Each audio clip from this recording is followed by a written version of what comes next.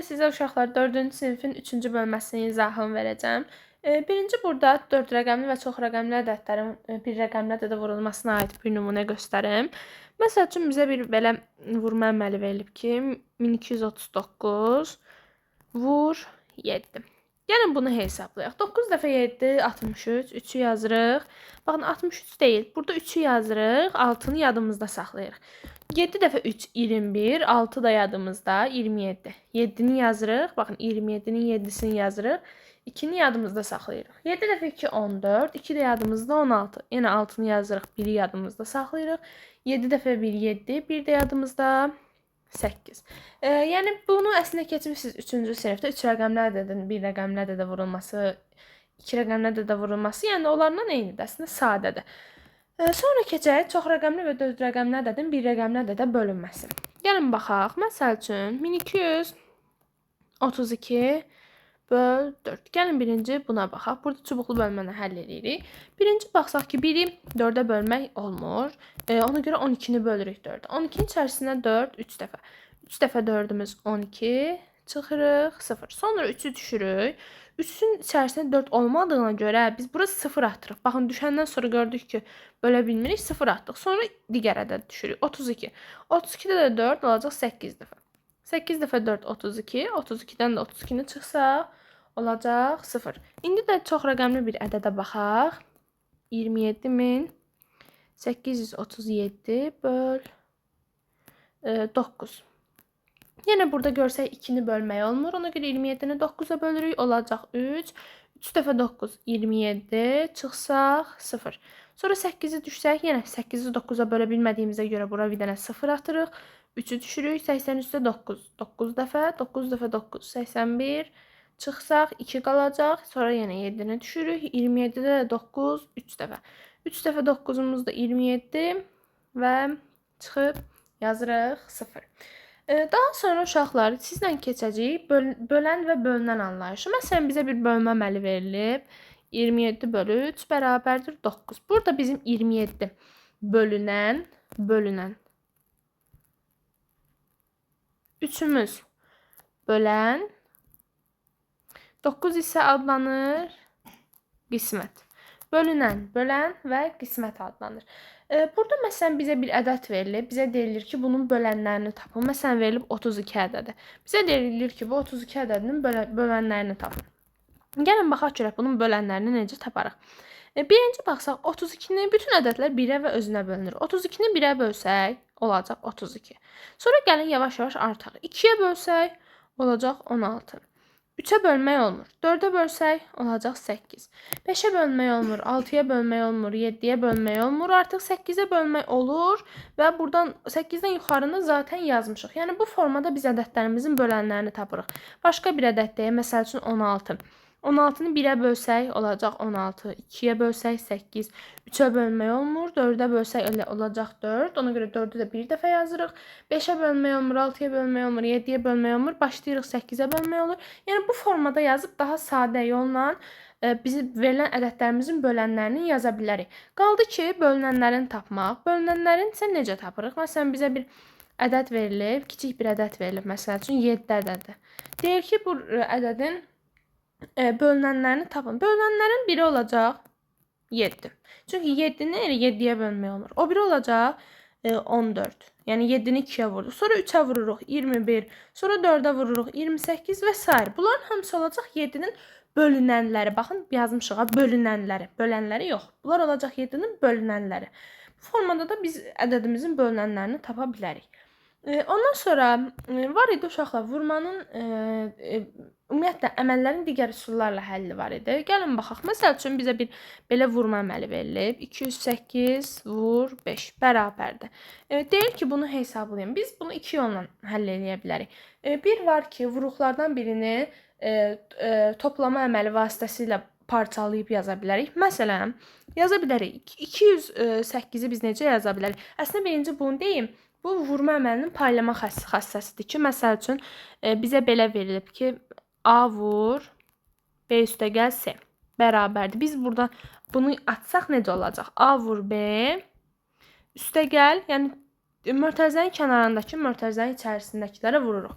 A vur B üstə gəl, A vur C olacaq. Yəni bunun yerində də rəqəm dura bilər də. Məsəl üçün 3 vurulsun, 4 üstəyə gəl 5. Yenə bu da eyni qaydada 3 vur 4, üstə gəl 3 vur 5 şəklində olacaq.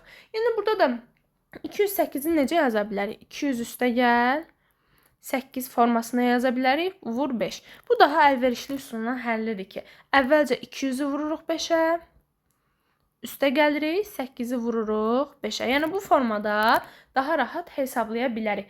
Və yaxud da bu vuruqlardan birini toplama vasitəsilə parçaladıq. Birini gəlin çıxma vasitəsilə parçalayaq. Bir dəqiqə göstərim onda. Məsəl üçün verilib 1999 vur 2. İndi gəlin baxaq buna. 1999-u biz parçalasaq, çıxma əməli kimi göstərsək necə göstərə bilərik? 2000 çıx 1 şəklində göstərə bilərik. Vur 2. Gördünüz, 1999-u biz burada parçaladıq. O da bərabərdir. Yenə 2000-i vuracağıq 2-yə 4000 çıx 1-i də vuracağıq 2-yə 2. Artıq bu formada daha sadə şəkildə yazıb artıq bunu da hesablaya bilərik. Bu da vurmanın digər üsullarla həllidir. Vurmanın digər üsullarla həlli. Ondan sonra var idi uşaqlar bölünmə əlamətləri. Bölünmə əlamətləri hansılar idi? Məsələn var 2-yə bölünən ədədlər. Yadımızda saxlayaq. Bütün cüt ədədlər 2-yə qalıqsız bölünür. Bütün cüt ədədlər hansılardır? Sonu 0, 2, 4, 6, 8 ilə bitən ədədlərimiz cüt ədədlərdir.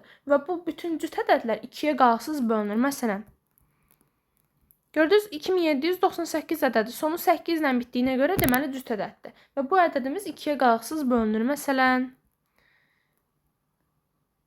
burada 37107 ədədimiz sonu 7 ilə bitdiyinə görə bu deməli tək ədəddir və tək ədədlərdə 2-yə qalıqlı bölünür. Yəni biz onu 2-yə bölsək sonunda qalıq alınacaq. Sonra var idi 3-ə bölünmə əlaməti. 3-ə bölünmə əlaməti necə idi? Rəqəmlərinin cəmi 3-ə bölünən ədəd 3-ə qalıqsız bölünəcək. Məsələn, bizə bir ədəd verilib. Gəlin bunun rəqəmlərinin cəminə baxaq. 3 üstə gəl 1, üstə gəl 7, üstə gəl 2, o da eləyəcək 13. 13 ədədini biz 3-ə bölsək, qalıq alınacaq. Ona görə deməli 3172 ədədini də biz 3-ə bölsək, qalıq alınacaq. Məsəl üçün başqa birində deyək.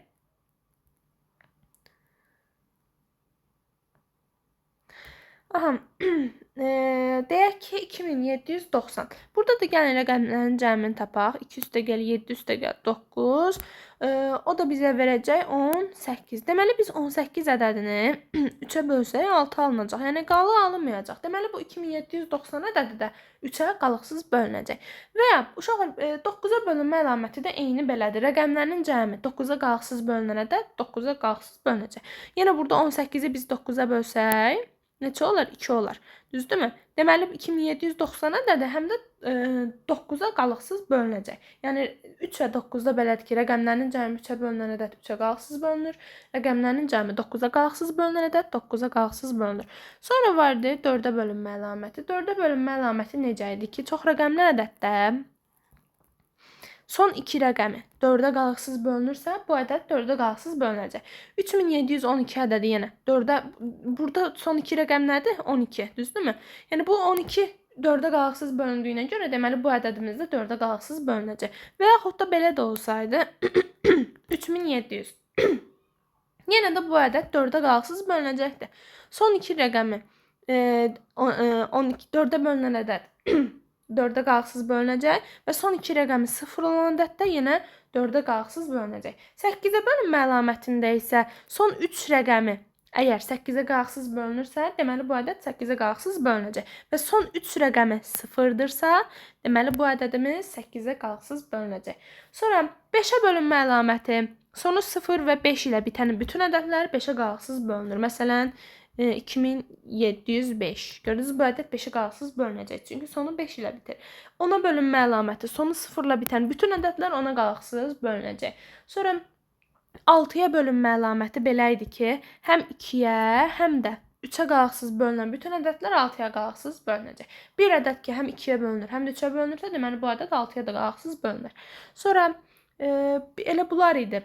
6-ya, 8-ə, 9-a, 10-a. Bir də var idi uşaqlar, sadə və mürəkkəb ədədlər. Sadə və mürəkkəb ədədlər nədir?